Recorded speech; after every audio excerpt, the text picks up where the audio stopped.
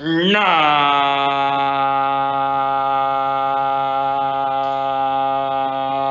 मा आरी हंता ना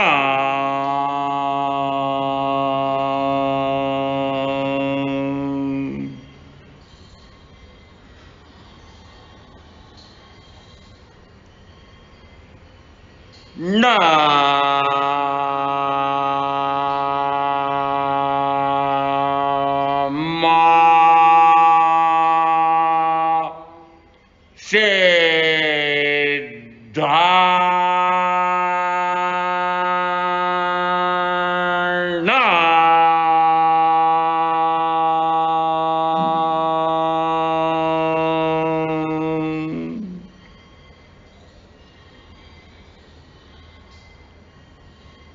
ना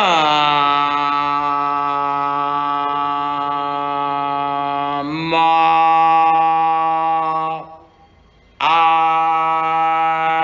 आया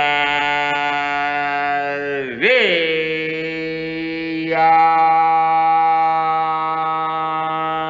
ना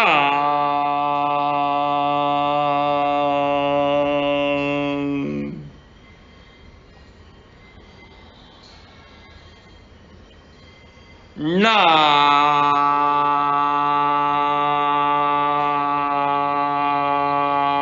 मा ओ वज्जायणा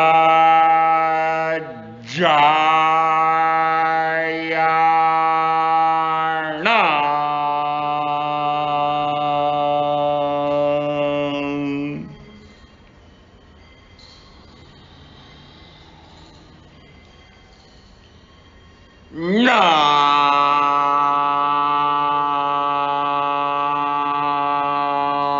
मा ला ए सवस्सा होना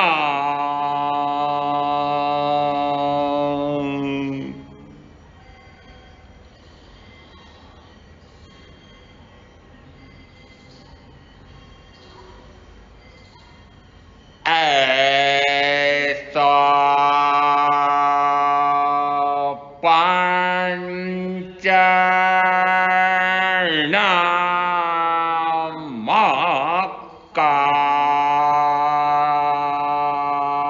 पंचनामकारो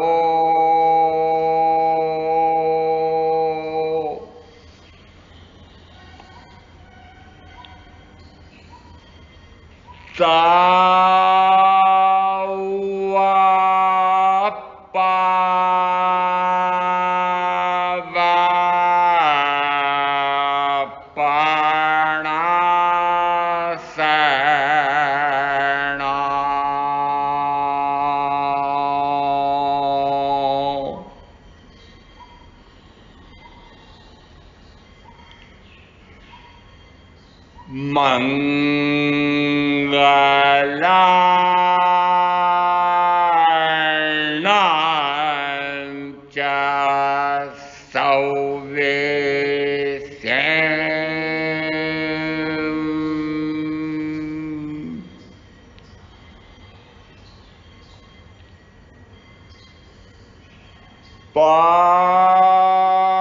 Padam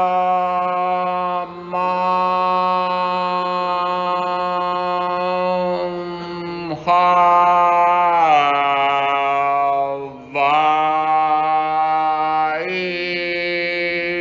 Mangalam।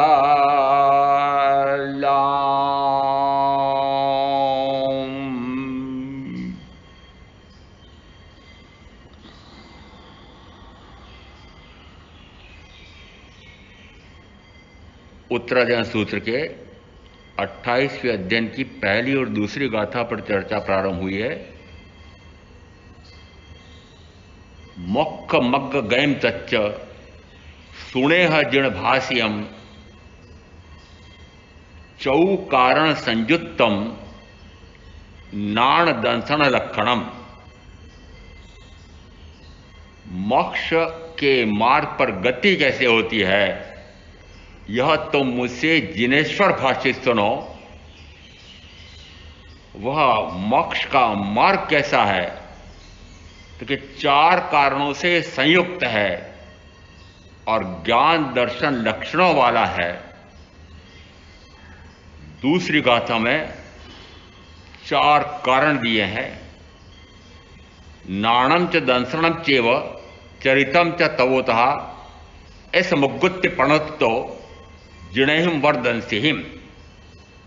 वरदर्शी जिनेश्वर उन्होंने मोक्ष के मार्ग के 4 कारण दिए हैं, ज्ञान, दर्शन, चारित्र और तप।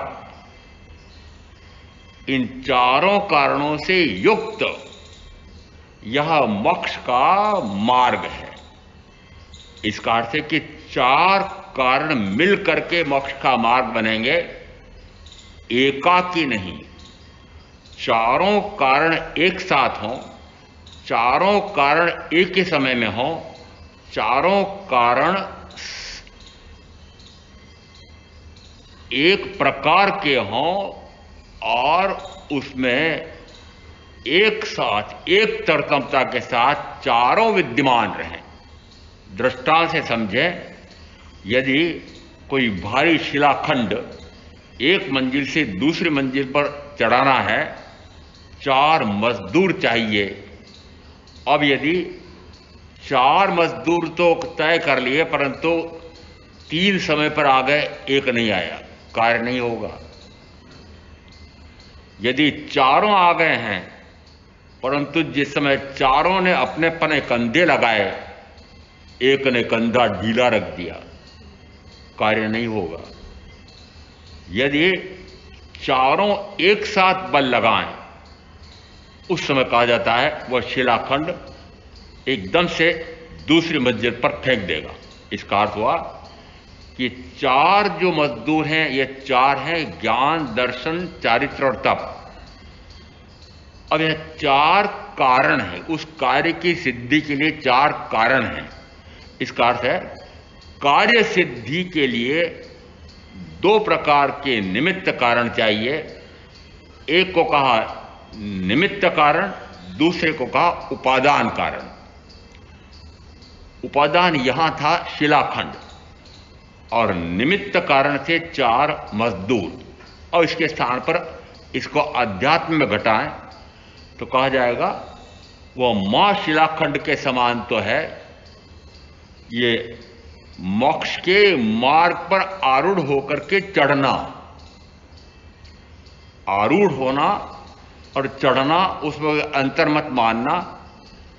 व्याख्या प्रकृति सूत्र के पहले श्रुत में चल यानी चल पड़ा, तो चल पड़ा यानी वो पहुंच जाएगा। चल मान चलिए, निर्जण मान निर्जरित। इसमें 5 बोल देकर कहा कि जो चल पड़ा है वह पहुंच जाएगा, जिसने निर्जरा कर्म को क्षीण करना प्रारंभ कर दिया वह क्षीण कर देगा। दृष्टांत से समझे, यदि किसी को यहां से चेन्नई जाना है, वह चेन्नई के लिए घर से निकलता है। घर से निकल करके जैसे वो बाहर हुआ और कोई मेहमान आया, उन्होंने कहा आपके पिताजी घर पर हैं? देखा वो तो चेन्नई गए हैं, अभी वे मात्र स्टेशन पर ही पहुंचे हैं। या कहो कि जिस समय प्रश्न किया है उस समय वे चेन्नई के रेलवे स्टेशन तक पहुंच गए हैं। पहुंच गए हैं क्या? नहीं पहुंचे। निकल पड़े क्या? चेन्नई के लिए निकल पड़े क्या? लेकिन निकल पड़े हैं। फिर अनवरत गति से चल रहे हैं, अविरल, बिना विश्राम के, अनवरत, निरंतर चलायमान है। क्या जो निरंतर चलायमान है वह पहुंचेगा कि नहीं?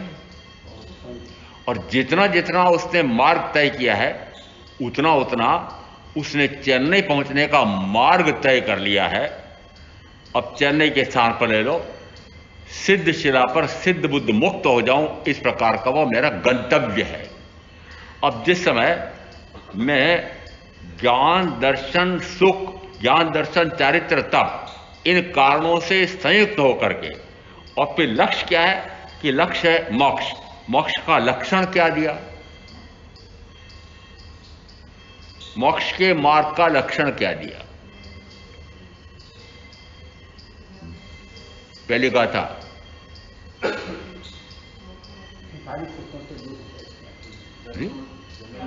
मोक्ष मग्ग गैम सच्चम सुने जिण भाष्यम चौ कारण संयुक्तम नाण दंसन लक्षणम, कि मोक्ष के मार्ग पर गति कैसे होती है, मोक्ष के मार्ग का स्वरूप कैसा है,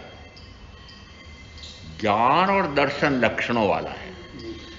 इसका अर्थ है ज्ञान और दर्शन ये मोक्ष का मार्ग है कि आत्मा का ही मार्ग है। आत्मा के गुणों में कौन से? तो यहां जिस समय स्कंदक परिव्राजक ये बहुत विशिष्ट तपस साधना कर रहे थे, एक प्रश्नकर्ता ने प्रश्न किया कि तुम साधना तो बहुत कर रहे हो, पर क्या तुम जीव का स्वरूप जानते हो? क्या सिद्ध का स्वरूप जानते हो? क्या तुम लोक का स्वरूप जानते हो? क्या सिद्ध शिला का स्वरूप जानते हो? सकपाका गए, बोल नहीं पाए। वे अपनी उस साधना से शंकित होते हैं, कांक्षित होते हैं, विचिकित्सक होते हैं, और तुरंत उनको भाव आता है कि ऐसा बताने वाले तो केवल ज्ञानी तीर्थंकर ही हो सकते हैं। इसलिए जैसे वो तीर्थंकर महावीर के पास पहुंचते हैं, पूछा जीव का स्वरूप क्या है, कैसा है? तो कहा द्रव्य से एक है, क्षत्र से असंख्यात प्रदेशी है, कल हो गया। काल से त्रैकालिक है। सूत्र में आ रहा है 2:1 व्याख्या प्रकृति में, वह कोई ऐसा काल नहीं था जिस समय नहीं था, कोई काल ऐसा नहीं है जिस समय नहीं है, कोई काल ऐसा नहीं होगा जिस समय नहीं होगा। कौन? जीव। अर्थ क्या निकला? यहां तो तीनों काल को समझा कर दिया है। फिर स्थानांक सूत्र का स्थान 5 में कहते हैं यह ध्रुव है, नित्य है, शाश्वत है, अवस्थित है, अक्षय है, अव्यय है, नियत है। इसका अर्थ है इतने विशेषण लगाकर कहा।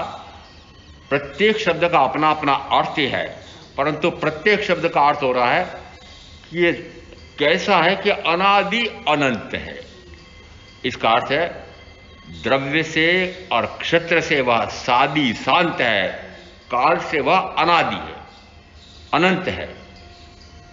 फिर कहा गुण से कैसा है, तो गुण में कहा कि वह अनंत ज्ञान पर्यावान, अनंत दर्शन पर्यावान, अनंत चारित्र पर्यावान, अनंत लघु गुरु पर्यायवान और अनंत अलघु गुरु पर्यायवान। सिद्ध का स्वरूप कैसा है, तो कहा जैसा जीव का कहा वैसा ही सिद्ध का स्वरूप है। तो सिद्ध मेरे समान हुए कि मैं सिद्ध के समान हुआ। हृदय में आप जो पढ़ते हैं दोहा, सिद्धा जैसा जीव है, और यहां मैं प्रमाण दे रहा हूं जीव जैसे सिद्ध है। जीव ही सिद्ध होता है। मानो कि विश्व में ऐसा कोई दार्शनिक धर्मवेत्ता नहीं है जो ये कहता हो कि तुम स्वयं परमात्मा स्वरूप प्रकट कर सकते हो, परमात्मा बन सकते हो। और कोई नहीं है, मात्र महावीर जो कहते हैं कि प्रत्येक आत्मा परमात्मा स्वरूप ले बैठा है। इसका अर्थ है कि परमात्मा स्वरूप में हूं। क्या वर्तमान में परमात्मा स्वरूप हूं कि हूं? मुझे अभी ज्ञान और भान नहीं है, इसलिए ज्ञान और भान गुरु करा रहे हैं। फिर मानो कि मैं भी कैसा हूं कि जैसे सिद्ध हैं। सिद्ध कैसे हैं कि जैसा मैं हूं। सिद्ध के लिए भी वापस अलग से बताया कि वे भी द्रव्य से एक हैं। एक सिद्ध की अपेक्षा से तो एक एक है, द्रव्य से एक हैं। फिर क्षत्र से कहा असंख्यात प्रदेशी हैं। फिर कहा काल से, कि काल से सिद्ध एक सिद्ध की अपेक्षा से सादी शांत है, सिद्ध की अपेक्षा से अनादि अनंत है। इसका अर्थ है कि सिद्ध तो अनादि से है और अनंत काल तक होते रहेंगे। एक जीव की अपेक्षा से कहा वह सादी, यानी जिसमें वह सिद्ध होता है इसलिए आदि है। और फिर कहा अब वह कितने समय तक सिद्ध रहेगा, कि अनंत काल तक। फिर कहा भाव से सिद्ध कैसे हैं, क्योंकि भाव से कहा वे अनंत ज्ञान पर्यायवान, अनंत दर्शन पर्यायवान, अनंत चारित्र पर्यायवान, अनंत लघु गुरु पर्यायवान और अनंत अलघु गुरु पर्यायवान है। जीव भाव से कैसा है उसमें और सिद्ध भाव से जैसे हैं उसमें कोई अंतर आया? कोई अंतर नहीं आया। यदि यहां सिद्ध के लिए भी कहा कि वे अनंत लघु गुरु पर्याय स्वरूप है, नहीं, वे तो वस्तुतः अब तो अलघु गुरु पर्याय स्वरूप है। परंतु ये लघु गुरु पर्याय स्वरूप किस अपेक्षा से कहा कि पूर्व की पर्याय में जिस पर्याय से सिद्ध हुए हैं उस पर्याय में तो शरीर के साथ रहे, इस कारण से कहा जाएगा लघु गुरु पर्याय। इसका अर्थ है कि उनकी ये जो पर्याय है, अवगाहना है शरीर की, वह घटती बढ़ती है। यह अवगाहना क्या होता है? अवगाहना ने इस आत्मा के साथ जो जुड़ा हुआ शरीर है, आत्मा की भी अपनी अवगाहना है। और आत्मा जिस समय शरीर के साथ रहता है उस समय इस शरीर के प्रमाण से अवगाहना हो जाती है। पूछना कभी मां को, मैं बता सकता हूं कि जिस समय गर्भ में आया था, प्रथम समय में जिस समय मैंने मां के गर्भ में आकर के आहार ग्रहण किया, प्रथम समय में जिस समय आहार ग्रहण करता है उस समय आहार लेकर के वह शरीर की रचना कर लेता है। अब उस समय वह शरीर कैसा रहा होगा? पहले समय में, पहले समय में ने शरीर कितना छोटा, इतने सूक्ष्मतम शरीर के साथ वह असंख्यात प्रदेशी आत्मा अपने उन आत्म प्रदेशों को उस शरीर प्रमाण संकुचित करके रहा। फिर गर्भ में पहले समय से लगा करके अंतिम समय तक 9.25 महीने तक देखो क्या रूप बन गया गर्भ के अंदर। लंबाई बढ़ गई, वजन बढ़ गया। तो शरीर का यदि प्रमाप बढ़ गया है तो निश्चित मानना कि आत्मा के भी असंख्यात प्रदेश उस शरीर प्रमाण विस्तारित होते चले गए। बाहर आए उस समय फिर भी हो सकता है 8-9 इंच लंबा रहा हो सकता है मात्र 7-8 पाउंड का रहा हो। अभी गिनती लगाओ लंबाई कितनी, मैं तो कहता हूं करीब करीब 6 फुट। वजन कितना? 1 क्विंटल। अभी नहीं। इसका अर्थ है कि जिस समय शरीर इस प्रकार के प्रमाण का हो जाता है तो आत्मा के प्रदेश शरीर के अनुसार अपना संकोच और विस्तार करते हैं। तो एक अपेक्षा से जिस पर्याय से वे सिद्ध होकर के आए हैं उस समय मनुष्य पर्याय थी, तो मनुष्य के शरीर के साथ उनकी पर्यायों का संकोच विस्तार हो रहा था। इसलिए कहा कि ये लघु गुरु स्वरूप भी और अलघु गुरु स्वरूप भी, तो पूर्व की पर्याय की अपेक्षा से सिद्ध भी लघु गुरु पर्याय स्वरूप हैं। और वस्तुतः तो मैं भी अलघु गुरु पर्याय हूं। जब तक मैं शरीर के साथ हूं तब तक लघु गुरु पर्याय स्वरूप कहा जाता हूं। लघु यानी उस आत्मा के असंख्यात प्रदेशों की अवगाहना शरीर प्रमाण लघु हो जाती है, शरीर प्रमाण दीर्घ हो जाती है। लघु गुरु यानी भारी हो जाती है, अधिक हो जाती है। इस प्रकार से ही कहकर कहा कि फिर आगे कहा कि प्रथमतः क्या कहा? प्रथमतः कहा वह अनंत ज्ञान पर्यायवान है, अनंत दर्शन पर्यायवान है। सिद्ध का स्वरूप भाव से कैसा कहा? अनंत ज्ञान पर्यायवान है, अनंत दर्शन पर्यायवान है। इसका अर्थ है कि जानना जानना जानना ये निरंतर है। उसी प्रकार से देखना देखना देखना निरंतर है, पर किसको? अपने आप को। यही मेरा लक्षण है। इसका अर्थ है कि जीव का लक्षण क्या है? जीव जिस समय परमात्मा स्वरूप प्रकट कर देता है उस समय उसका कैसा लक्षण है और मोक्ष के मार्ग का लक्षण कैसा है? तीनों में समानता है। जीव का स्वरूप भी अनंत ज्ञान पर्यवान, अनंत दर्शन पर्यवान। सिद्ध का स्वरूप भी अनंत ज्ञान पर्यवान, अनंत दर्शन पर्यवान। और वस्तुतः जीव का स्वरूप कैसा है? मोक्ष का मार्ग और मैं दोनों समान है। आत्मा का मार्ग मोक्ष की ओर, आत्मा का मार्ग मोक्ष की ओर। तो आत्मा का मार्ग जो मोक्ष की ओर होगा वो मोक्ष का लक्षण क्या होगा? कि जो मेरा लक्षण होगा वही मोक्ष का लक्षण होगा। तब तो मोक्ष का मार्ग बनेगा, तब तो आत्मा का मार्ग बनेगा, तब तो आत्मा सदेगा, मोक्षार्थ सदेगा। इसका अर्थ है कि निरंतर जानना निरंतर देखना, निरंतर जानना निरंतर देखना। उसको नाम देंगे ज्ञाता दृष्टा, ज्ञाता दृष्टा। ऐसा मेरा त्रैकालिक स्वरूप है। फिर क्या चारित्र भी सिद्ध परमात्मा के होता है? चारित्र तो कहते हैं यही छूट जाता है। क्यों? कौन सा चारित्र यहां छूट जाता है? कौन सा चारित्र सिद्ध के साथ रहता है? अभी सिद्ध के भाव अपेक्षा से गुण बोले थे, उसमें कहा अनंत ज्ञान पर्यवान, अनंत दर्शन पर्यवान, अनंत चारित्र पर्यवान। तो चारित्र है वो। अब बताओ कौन सा चारित्र है? संकेत दे दिया मैंने। कौन सा चारित्र है? वह चारित्र जो अनंत स्वरूपी है। वो अनंत स्वरूप चारित्र कौन सा होगा?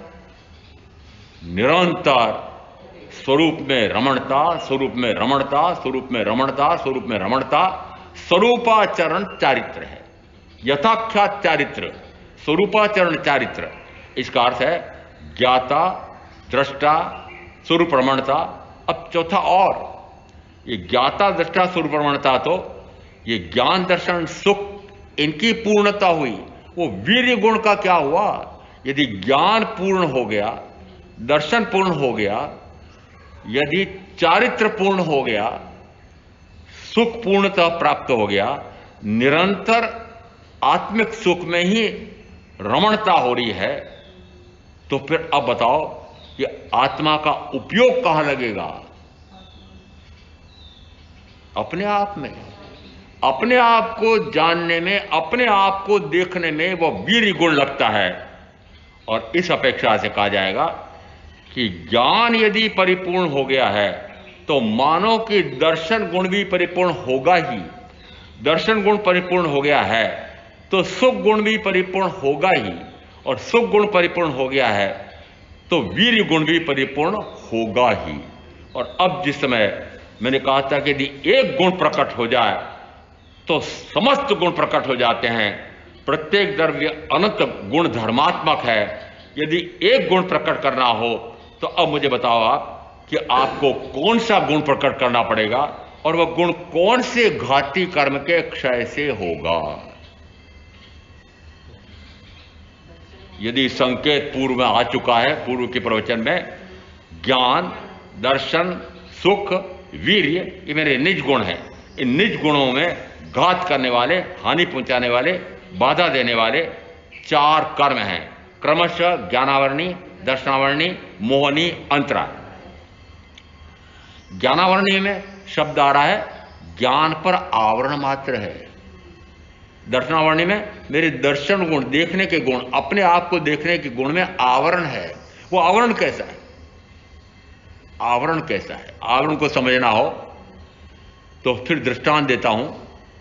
यदि किसी महानेता का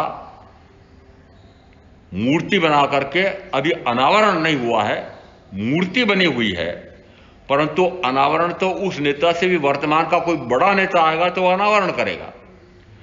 जब तक अनावरण करने का समय नहीं आया तब तक उसके ऊपर आवरण डला हुआ है। यहां मान लो कि स्फटिक ऐसी मूर्ति है और उस पर काला पर्दा पड़ा हुआ है। वो काला पर्दा 1 महीने से मूर्ति बनने के बाद 1 महीने से लगाकर मान लो 6 महीने तक वो काला पर्दा पड़ा रहा। जिस समय महानेता आए अब तो रस्सी खींचने की जरूरत नहीं, बटन दबाया और अनावरण हो जाता है। इसका अर्थ है कि जिस समय अनावरण हुआ है उस समय उस मूर्ति पर, स्फटिक मूर्ति पर उस काले पर्दे के दाग कितने लगे हुए थे?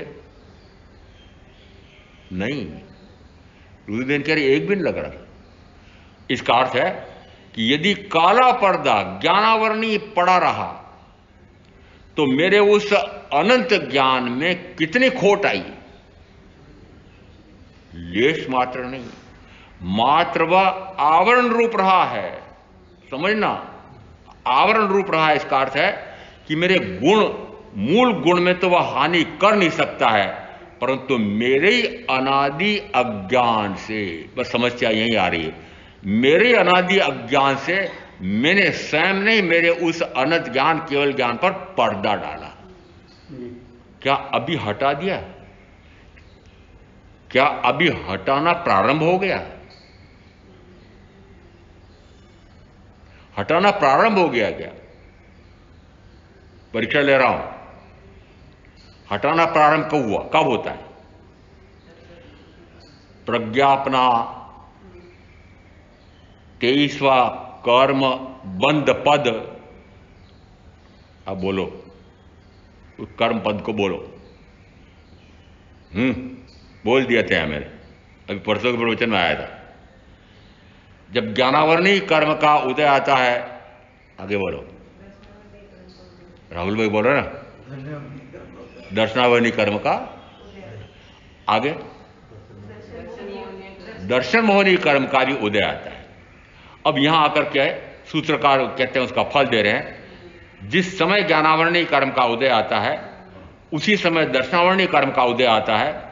जिस समय ज्ञानावरणी दर्शनावरणी कर्म का उदय आता है उसी समय चारित्र मोहनी और दर्शन मोहनी 2 सहोदर है, ये मोहनी कर्म के हैं भेद। अब मोहनी कर्म में से एक दर्शन मोहनी का उदय आया और दर्शन मोहनी ने मुझे मिथ्या भ्रम में डाला, विभ्रम में डाला, विमोहित किया, भ्रष्ट बुद्धि कर दिया, दुष्ट बुद्धि कर दिया। उसने कर दिया है? उस दर्शन मोहनी ने कर दिया। अरे मैं स्वयं ही उस दर्शन मोहनी कर्म के पूर्व के बंध के कारण से भ्रमित हो रहा हूं। यदि वो भ्रम भी मैंने डाला है तो भ्रम तोड़ने का स्वामित्व, आधिपत्य, अधिकार किसके पास है? मेरे पास है। उस भ्रम को जोड़ना वह भी मेरे हाथ में है और भ्रम को तोड़ना वह भी मेरे हाथ में। उस भ्रम को पालना वह भी मेरे हाथ में है। इसका अर्थ कि उस भ्रम को प्रारंभ करना मेरे हाथ में, भ्रम को फिर निरंतर पालते रहना मेरे हाथ में, और जिस क्षण में चाहूं उसमें मैं तोड़ दूं, ऐसी शक्ति भी मेरे पास।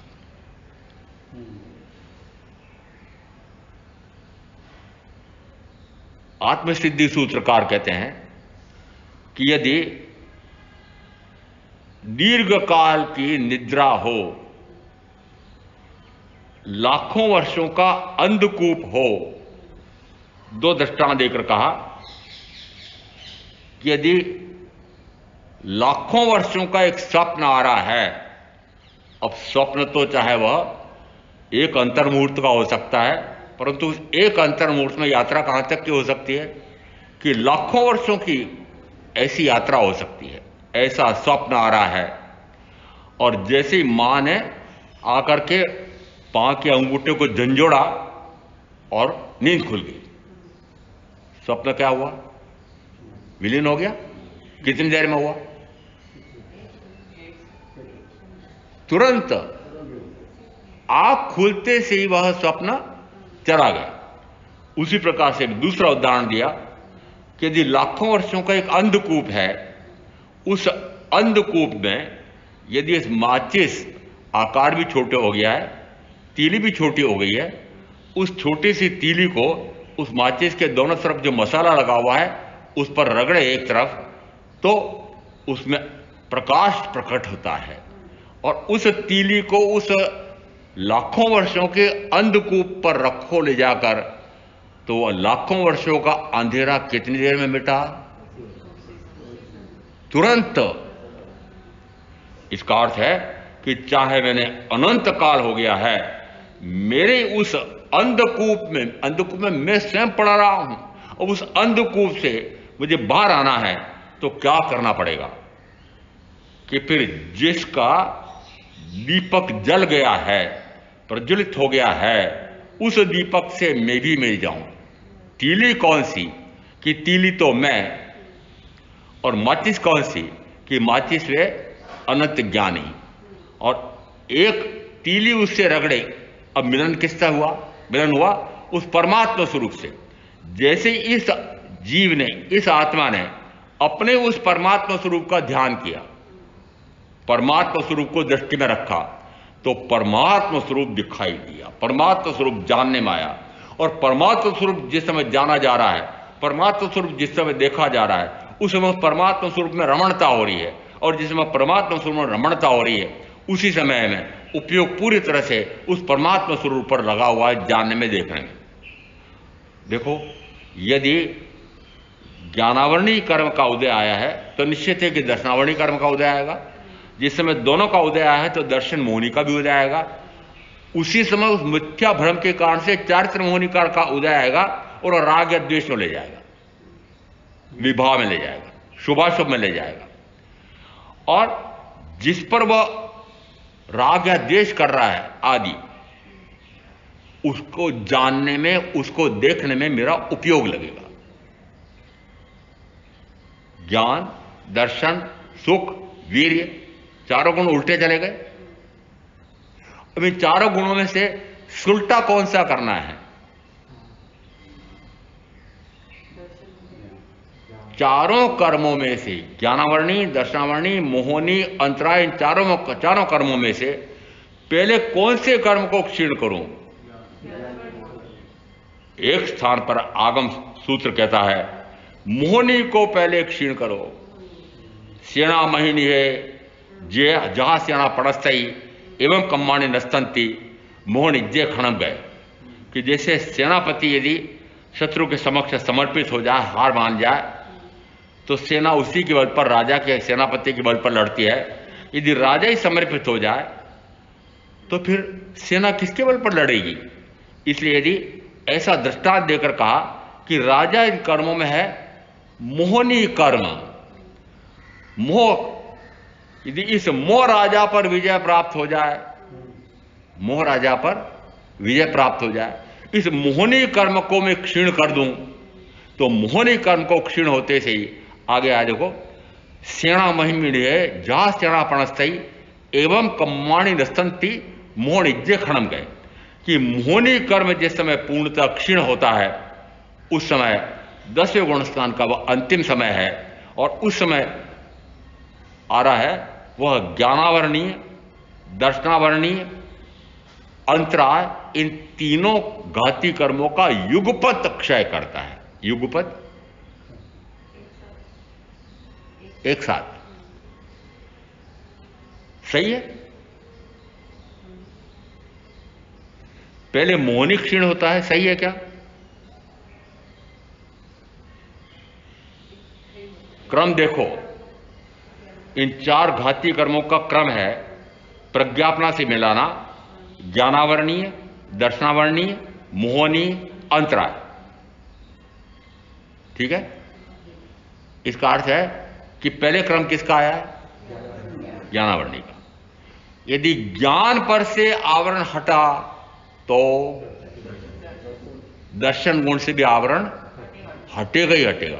उस समय क्या करेगा जीव? अपने आप को, अपने आप का जानेगा, पराये को पराया जानेगा और पराया जान करके पराये से परे हट करके अपने आप को ही जानता देखता रहेगा। इसका अर्थ है कि अभी क्या कर रहे हो, पहले तो अभी की तुलना करना है, क्योंकि मोक्ष का मार्ग तो तब समझ में आएगा कि बंद का मार्ग भी समझ में आ जाए। वो बंद का मार्ग कैसा हो रहा है कि अभी अज्ञान विद्यमान है, अपने को अपने आप जानना नहीं, पराये को अपना जानना, ये अज्ञान, ये ज्ञानावरणीय कर्म का फल, दुष्फल और अनंत कर्म का बंध। किससे? अपने आप को जानना नहीं और पराये को अपने रूप जानना, इसका फल हुआ अनंत कर्म, और अनंत कर्म का फल हुआ अनंत जन्म मरण का अनंत दुख। तो इस दुख का प्रथम कारण, मूल कारण कौन सा मानना चाहिए? अज्ञान। आचार्य सूत्रकार कहते हैं अज्ञान ही अहितकर है। सबसे अधिक मेरा अहित करने वाला, इस आत्मा का अहित करने वाला कौन? क्या अज्ञान, मोह नहीं। आपके अनुभव में मोह आ रहा है, अनुभव में कौन सा आएगा? अनुभव में आएगा राग और द्वेष। उत्तराधन सूत्रकार कहते हैं रागो य दोषो ये कम्म वियम कम्मम च मोहप भवम वयंती कम्मम च जाई मरणस्य मूलम दुखम च जाई मरणम वयंती। कि राग और द्वेष ये दो कर्म के बीज हैं। ये कर्म के बीज होते कैसे हैं कि मोह के आधार पर होते हैं, और ये मोह के आधार पर होने वाले राग और द्वेष, उससे कर्म का आश्रय और बंध होता है, और कर्म के कारण से ही जन्म और मरण है, और जन्म और मरण से ही दुख है। क्रम समझ में आ गया लड़ी? ये जो वर्तमान का दुख है वो किसके कारण से? कल बताया था, बचपन के दुख, यौवन अवस्था के दुख, वृद्धावस्था, जीर्णावस्था, रोगावस्था के दुख। ये सारे दुख किसके बीच में है? जन्म और मरण के बीच में है। तो जन्म और मरण, जन्म ही ना हो तो फिर दुख आएंगे तीनों प्रकार के। तो फिर यदि इन तीनों प्रकार के दुखों से दुखी हुए हो तो, अभी पहले मैं पूछो दुखी हुए हो क्या? यदि दुखी हुए हो तो दुख का उपाय मैं बता सकता हूं, पर दुखी नहीं हुए हो तो मेरे पास क्यों आते हो? आप तो सुख से अमन चैन से मजे में 5 इंद्रियों का चक्कर के भोग भोग रहे हो, इतने सुखी हो, मेरे पास क्या आते हो? और मेरे यदि ये प्रवचन सुनकर के भी वापस आप उसी प्रकार के सुख में लोटपोट होने के लिए वापस जा रहे हो, तो मैंने सुना, मैं समझ लिया मैंने कि उस अनंत सुख को चाहते ही नहीं है। इनको वर्तमान में जो सुख मिल रहा है उसी सुख को इन्होंने सुख मान लिया है। ये भ्रांति भी तोड़ना नहीं चाहते हैं। और भ्रांति तोड़ना क्यों नहीं चाहते हैं कि ये जो गुरु बता रहे हैं, ये परम गुरु तीर्थंकर बता रहे हैं कि आत्मा में अनंत सुख है, परलोक में अनंत सुख है, सिद्ध शिला पर अनंत अव्यवहार सुख है। किसने देखा? किसने देखा? मैं भी जिस समय पहली बार समोचरण में गया आऊंगा उस समय मैंने भी ये कहा, ओ भगवान, आप मेरे वर्तमान में हाथ में 5 इंद्रियों के सुख है, उसको तो कहते हो छोड़ो, और परलोक का सुख उसमें जाओ। किसने देखा परलोक? परलोक किसने देखा? क्या आपको ये परलोक दिखाई देता है? अरे यदि ये लोक दिखाई देता है, ये वर्तमान का चतुर्वित्र संसार रूपी लोक दिखाई देता है, तो चतुर्वित्र संसार से परे भी तो कुछ होगा। वो लोक दिखाई देता है क्या? वह लोक कहता है सिद्ध लोक। सिद्ध लोक में जाना है क्या? सिद्ध लोक में जाना है। सिद्ध क्या करते हैं? निरंतर अपने आप को जानना, अपने आप को देखना, अपने आप में रमना, अपने आप में रमते रहना। 4 हो गए। ज्ञानावरणी, दर्शनावरणी, मोहनी, अंतरा, इन चारों कर्मों के क्षय से अनंत ज्ञान, अनंत दर्शन, अनंत सुख, अनंत वीर्य प्रकट हो गए। अब पूर्णतः प्रकट हो गए, कहीं से प्रारंभ तो होगा,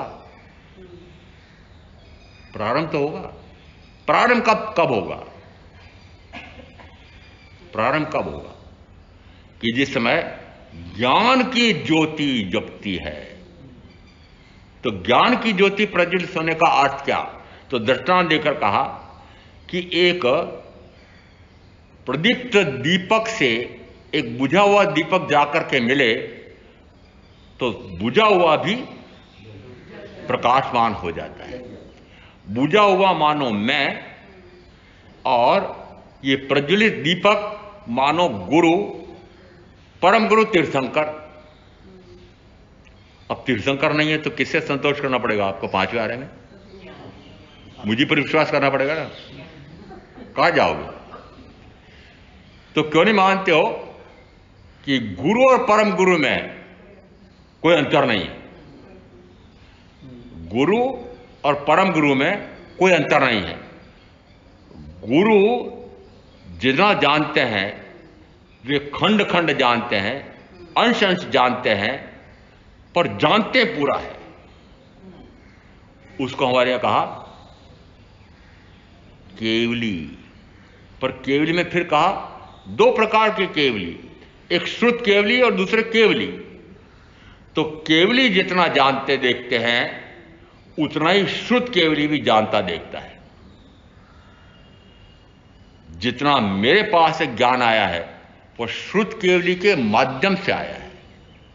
माध्यम श्रुत केवली हुए हैं। दिया किसने?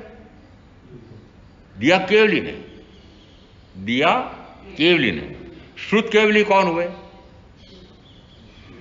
यदि केवली तीर्थंकर महावीर विराजमान है तो अब श्रुत केवली किसको गिनेंगे? गणधरादि देव। सुना किसने? उन गणधरादि देव। बीच में एक दृष्टांत आया था कि केवल ज्ञान प्रकट होने के बाद पहली सभा महावीर की केवल ज्ञानी की खाली चली गई। उनको प्रतीक्षा थी। किसकी प्रतीक्षा थी? कि ऐसे मनुष्यों की प्रतीक्षा थी कि जो ये वचन सुन करके समझ करके झेल सकें और वो उस गुण को प्राप्त कर सकें। और आए कौन? सबसे पहले सुनने वाला आने वाला कौन? इंद्रभूति गौतम। क्षत्रिय थे कि ब्राह्मण थे? हीन कुल, नीच कुल, याचक कुल, दुष्ट कुल। कल्प सूत्रकार ने ये ब्राह्मण कुल को इतना हीन बता दिया। महावीर को उन हीन गुण वालों की आवश्यकता थी। क्यों? क्योंकि महावीर भी ब्राह्मण कुल में जन्मे थे। प्रथमतः कौन सी किसके गर्भ में आए? देवानंदा? ब्रह्मदत्त? नहीं, क्या नाम था उसका? ब्रह्मदत्ती था ना? जो भी नाम हो, इसका अर्थ है कि यदि प्रथमतः गर्भ में आए हैं तो उस अपेक्षा से गिनना कि शरीर की रचना किससे हुई? कि ब्राह्मणी माता और ब्राह्मणी पिता उनके वीर रज से बने हुए उस कलाल को प्रथम समय में देव गति से आकर के शरीर बनाने के लिए ग्रहण किया। तो बताओ वीर और रज किसका था? ब्राह्मण का था। यदि वीर और रज ब्राह्मण का था तो फिर वर्धमान राजकुमार ब्राह्मण थे कि क्षत्रिय थे?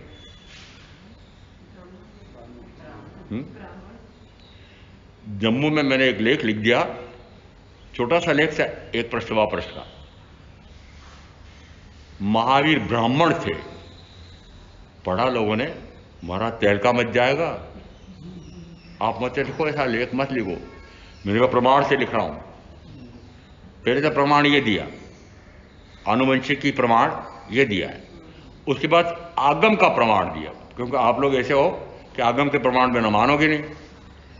मैंने कहा व्याख्या प्रकृति सूत्र में एक 33वां अध्ययन आया हुआ है, उसमें मात्र 2 अधिकार है, एक जवानीपुत्र का अधिकार है और एक ब्रह्मदत्त देवानंद ब्राह्मणी का अधिकार है। जिस समय देवानंद ब्राह्मणी वंदन करने के लिए आते हैं तीर्थंकर महावीर का, उस समय वंदन करते करते एक टक महावीर को देखते रहते हैं और एक टक देखते देखते उनकी आंखें भीगी हो गई, स्तनों से दूध झरने लगा, अंग विकसित हो गए। ऐसी स्थिति देख करके इंद्रभूति गौतम ने पूछा, भगवान ये क्यों, ऐसा क्यों? भगवान ने कहा ये देवानंदा मेरी माता हैं और मैं इनका आत्मज हूं। किसने बताया? कौन से आगम में? कि व्याख्या प्रकृति सूत्र के 33वें शतक में आया हुआ है। प्रमाण दे दिया। तो बताओ महावीर ब्राह्मण थे कि नहीं? नीच कुल, हीन कुल, याचक कुल? हाँ? अरे उन्हीं की आवश्यकता थी। क्यों? क्योंकि जो विद्वान होगा वही इस प्रकार की वाणी को झेल सकता है। तो विद्वानों में उस समय इंद्रभूति चारों वेदों के, समस्त उपनिषदों के, समस्त प्रमाण, ये श्रुतियों के, इनके विशेषज्ञ थे, विशिष्ट ज्ञाता थे और यज्ञ आदि में निपुण थे। दृष्टांत दिया था मैंने कि अनुत्तरयोगी तीर्थंकर महावीर के उपन्यासकार ने चित्रण कैसा किया कि एक ऐसा पात्र घड़ा, ब्राह्मण के रूप में एक व्यक्ति जाकर के समोषण के समक्ष खड़ा होता है और ये आप लोग इंद्रभूति आदि को आह्वान करके कहा, आप लोग आत्मा का स्वरूप, परमात्मा का स्वरूप, सृष्टि का स्वरूप, सृष्टि परिभ्रमण का, चतुर्गति परिभ्रमण का स्वरूप तय नहीं कर पा रहे हो, मेरे साथ चलो, मैं बताता हूं कि ऐसा व्यक्ति जो इन सारे शंकाओं का आपका समाधान कर देगा। आह्वान किया और आह्वान करते थे उसी समय इंद्रभूति गौतम ने क्या सोचा था कि देव जो विमान है मुड़ गए हैं। तो क्यों मुड़ गए हैं? वो कारण आकर के ब्राह्मण ने बताया कि वो देव विमान उस तरफ जा रहे हैं कि जिनको इस प्रकार का केवल ज्ञान, केवल दर्शन प्रकट हुआ है। तुम भी चलो। इंद्रभूति गौतम अपने शिष्यों के साथ जाते हैं और वार्ता होती है। वार्ता में मानो वो जीव कैसा होता है ये नहीं जानते हो, ऐसा नहीं है। वे जीव अजीव का भेद जानते थे, परंतु कैसा जानते थे कि जीव नित्य है, सदा काल नित्य है, जीव निर्विकारी है, त्रैकालिक निर्विकारी है, जीव में विकार हो ही नहीं सकता है। जीव कभी विकृत हुआ नहीं, होता नहीं, होगा नहीं। इसका अर्थ है कि जीव वो किसको कहते हैं? 5 द्रव्येंद्रियां, 5 कर्मेंद्रियां, 5 भावेंद्रियां, 5 तन्मात्रा, पृथ्वी, पानी, अग्नि, वायु, आकाश, 20, चित्त, बुद्धि, मन, अहंकार, 24। ये 24 तो कर प्रकृतियां हैं और 25वां पुरुष। ये 25 मिलकर के इसमें उन्होंने कहा कि 25वां पुरुष तो पूर्णतः शुद्ध है, नित्य है, निर्विकारी है, शाश्वत है। परंतु परिवर्तन किसमें होता है? पर्यायंतर किसमें होता है? विकार किसमें आते हैं? लेकिन प्रकृतियों में विकार आते हैं। तीर्थंकर महावीर ने, विद्वान पंडित तो वैसे ही थे, उन्हें कहा इंद्रभूति मात्र इतना बता दो कि यदि ये मानते हो कि 24 की 24 प्रकृतियां हैं और प्रकृतियां पुद्गल हैं, तो बताओ इन प्रकृतियों में विकार का भाव हो सकता है? आगे कुछ उत्तर नहीं देना पड़ा, समाधान नहीं करना पड़ा। इंद्रभूति गौतम समझ गए कि वस्तु तो विकार तो पुद्गल कर नहीं सकता। द्रव्येंद्रिया, भावेंद्रिया, काम, ये पांचों, ये 20 के 20, ये सारे किसके भेद हैं? सारे वेद पुद्गल के वेद। फिर आगे चित्त बुद्धि मन अहंकार, ये चारों भी पुद्गल हैं। तो वे मानते थे कि चारों ये पुद्गल हैं, 20 वे पुद्गल हैं। यदि उनको ये पता है कि तो कर्म प्रकृति है, ये प्रकृतियां हैं, तो हाँ मानना चाहिए आपको कि ये मत वर्तमान में भी विद्यमान है। उसे नाम दिया सांख्य मत। हो जिस समय जीव का स्वरूप समझ में आया, सिद्ध का स्वरूप समझ में आया, जिस समय यह पक्का हुआ कि मैं भी सिद्ध के स्वरूप जैसा ही हूं, उस समय उस सिद्ध के स्वरूप को प्रकट करने का पुरुषार्थ होता है। उस समय कहा जाता है ज्ञान का प्रकाश हुआ है, दर्शन का प्रकाश हुआ है, अपने आप का अपने आप रूप जानना हुआ है, अपने आप को अपने आप देखना हुआ है। उस समय कहा जाता है कि यह चौथा गुण स्थान है, यहां से साधना प्रारंभ होती है। ऐसा तत्व का स्वरूप समझ करके मैं आप जो साधना करेंगे उनका अवश्य कल्याण होगा। ओम शांति। गुरुदेव क्या गया? चत्तारि मंगलम अरिहंता मंगलम सिद्धा मंगलम साहू मंगलम केवली पणत्त धमंगलम। चत्तारि लुगुत्तमा अरिहंता लुगुत्तमा सिद्धा लुगुत्तमा साहू लुगुत्तमा केवली पणत्त धम लुगुत्तमा। चत्तारि शरणपवज्जामि अरिहन्ते शरणपवज्जामि सिद्धे शरणपवज्जामि साहू शरणपवज्जामि केवली पणत्तम धम्मम शरणम पवज्जामि। 4 मंगलिक, 4 उत्तम, 4 शरणा और शरणा नहीं कोई जो भव्य प्राणी आदरित तो अक्षय अमर पद।